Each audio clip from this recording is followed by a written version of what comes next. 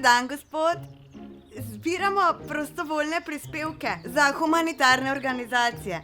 Naša raziskava je pokazala, da ste imeli letos rekordne prihodke, ampak še nič niste darovali v dobrodelne namene. Bi morda danes želeli prispevati kak evro za boljši svet? A tako? A vaša raziskava je pokazala, da letos nisem še nič doniral?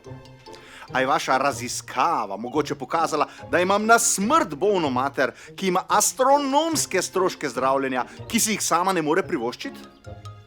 Joj, ne, nisem vedela.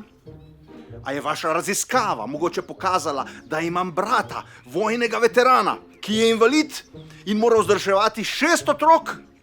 Joj, ne, nismo bili obveščeni.